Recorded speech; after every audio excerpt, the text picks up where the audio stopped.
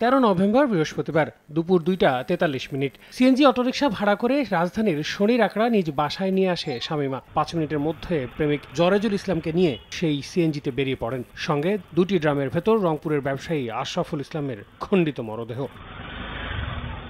Drum নিয়ে প্রায় 20 kilometre পথ ঘুরে হাইকোর্ট এলাকার মাজার গেটে পৌঁছন জরেজুল ও শামীমা। বিকেল 3:15টার দিকে ফেলে রেখে চলে যান কুমিল্লার দাউদকান্দিতে। যদিও শেষ রক্ষা হয়নি, ধরা পড়তে হয়েছে আইন শৃঙ্খলা বাহিনীর কাছে। তাদেরকে জিজ্ঞাসাবাদে বেরিয়ে আসে আশরাফুল হত্যার রহস্য।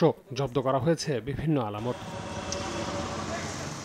আইন শৃঙ্খলা বাহিনী বলছে, দেশে আসার পর মালয়েশিয়া প্রবাসী জরেজুলের সঙ্গে পরকীয়া সম্পর্ক গড়ে ওঠে শামীমার। পরে জরেজুল বিদেশে চলে গেলে তার বন্ধু আশরাফুলের সঙ্গেও সম্পর্কে জড়ান তিনি। এবার দেশে এসে সেই সম্পর্ক জেনে ফেলায় ক্ষিপ্ত হয়ে আশরাফুলকে হত্যা করে জরেজুল। পরে মরদেহ 26 টুকরো করে ড্রামে ভরে প্রেমিকাকে সঙ্গে নিয়ে হাইকোর্ট এলাকায় ফেলে দেন।